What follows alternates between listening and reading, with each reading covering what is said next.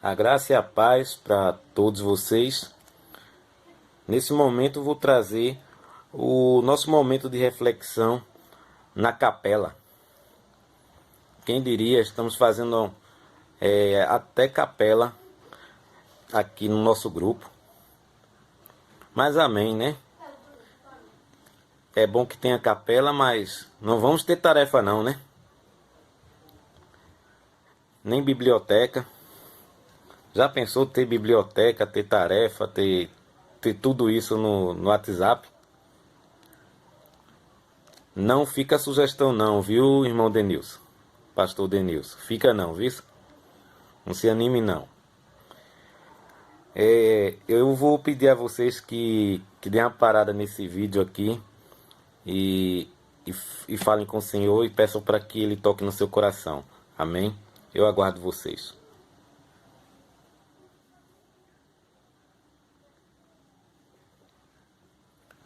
Amém? Eu vou dar uma continuidade no último estudo que fizemos. Eu fiz a leitura da epístola, da primeira epístola de João. Foi no capítulo 5, foi do capítulo 1, do versículo 5 ao versículo 7. Então eu vou dar uma continuidade. Vamos fazer a leitura do versículo 8 até o capítulo 2, versículo 2. Amém? Se dissermos que não temos nenhum pecado, a nós mesmos nos enganamos e a verdade não está em nós. Se confessarmos os nossos pecados, Ele é fiel e justo para nos perdoar os pecados e nos purificar de toda injustiça. Se dissermos que não temos cometido pecado, fazemo-lo mentiroso, e a sua palavra não está em nós. Filhinhos meus, estas coisas vos escrevo para que não peques. Se todavia alguém pecar, temos um advogado junto ao Pai, Jesus Cristo, o justo. E ele é a propiciação pelos nossos pecados. E não somente pelos nossos próprios, mas ainda pelos do mundo inteiro. Amém. Na última vez que eu estive aqui falando a respeito desses textos, estávamos observando uma situação que João estava vivendo na sua época, que era a chegada do gnosticismo e seus vários ensinos. Não vou entrar em detalhe quais são seus ensinos, mas a situação que estava levando esses ensinos era uma total depravação das pessoas naquela época. Nós podemos observar que muitas pessoas estavam tendo uma vida moral baixa, uma vida moral triste, longe da realidade daquilo que Deus queria. E isso com certeza estava chegando no meio da igreja, porque o próprio João estava falando isso para os seus filhinhos, para os mais próximos, não eram nem para pessoas distantes. E muitos daquilo que eles pensavam, eles já começam que não tinham pecado pela vida imoral que eles tinham, por achar que Deus estava distante, que não existia a encarnação de Deus na pessoa de Jesus Cristo, dentre outros assuntos. As pessoas estavam tendo uma vida moral baixa e estavam conscientes de que o pecado também era algo muito distante para a vida deles.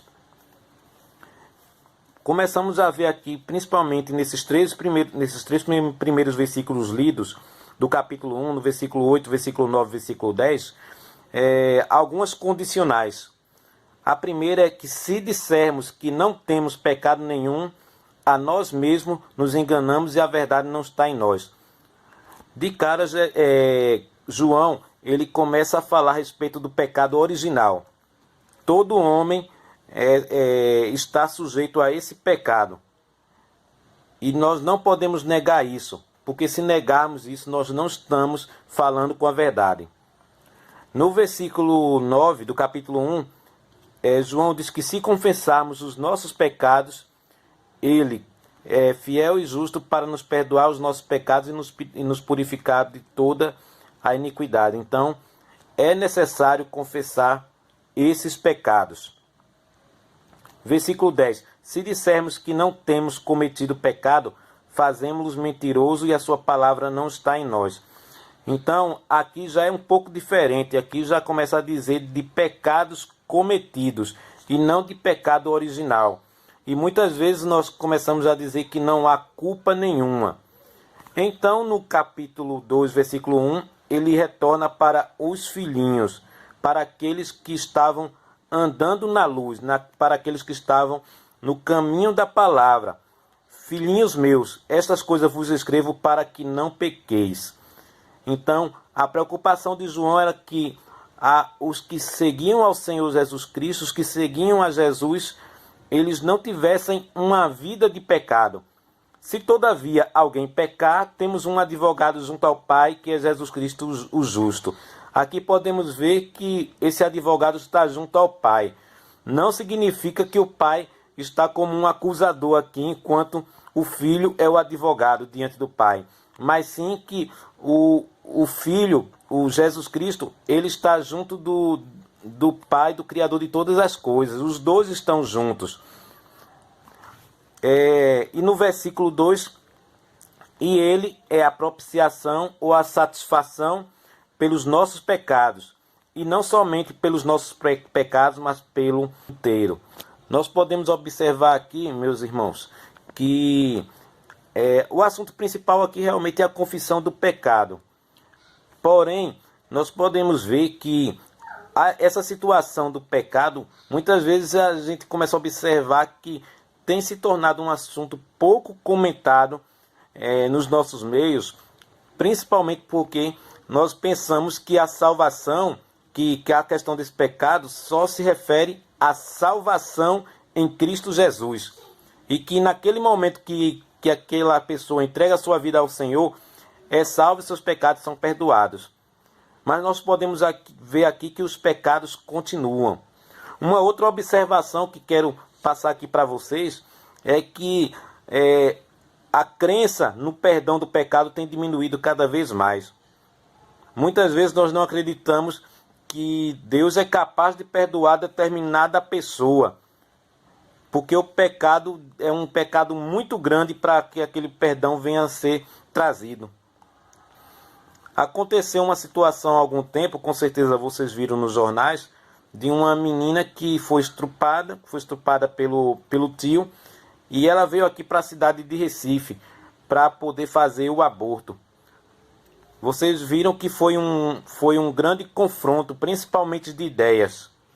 Eu não quero entrar aqui no mérito da situação, mas no coração de muitas pessoas, essa situação desse aborto não haverá perdão de jeito nenhum, nem para quem fez, nem para quem fez, para o médico que fez, nem para quem foi a favor, e até mesmo pela forma como algumas pessoas agiram contra também. Não vai haver perdão para ninguém nesse meio. Nós temos que acreditar que o sangue de Jesus realmente pode salvar todos os pecados. E aqui no final diz que ele é a propiciação dos pecados do mundo inteiro. Então não existe pecado tão grande que o sangue de Jesus seja capaz de perdoar. Talvez você mesmo possa estar pensando, poxa, eu já fiz tantas coisas horríveis, será que Deus vai me perdoar? Eu quero dizer o seguinte para você, que o Senhor está contigo. Se você está ouvindo nesse momento essa mensagem, é porque Deus está querendo dizer que está liberando o perdão na sua vida. E João aqui falou, filhos meus, esta coisa vos escrevo para que não peques. Então, você que, principalmente você que serve ao Senhor Jesus Cristo, existe perdão para a tua vida. Existe perdão para o mundo todo, mas também existe perdão para a sua vida, existe perdão para você, no nome de Cristo Jesus. Eu espero que essa palavra tenha edificado a sua vida, tenha edificado o teu coração. Permanece firme com o Senhor. Acredita no perdão dos teus pecados, do perdão dos pecados da tua casa, da tua família. Acredita que o sangue de Jesus realmente perdoa pecados que a gente não pode nem imaginar. e pode trazer a salvação para muitas vidas. Amém? Não esquecendo que tem que se andar na luz depois que tem o perdão do pecado. Tem que andar em santidade, amém? Nunca esqueça disso também. Então, vamos ficar por hoje com isso aqui. Que Deus possa vos abençoar nesse dia que foi tão especial para você e para a gente. Amém? Até a próxima.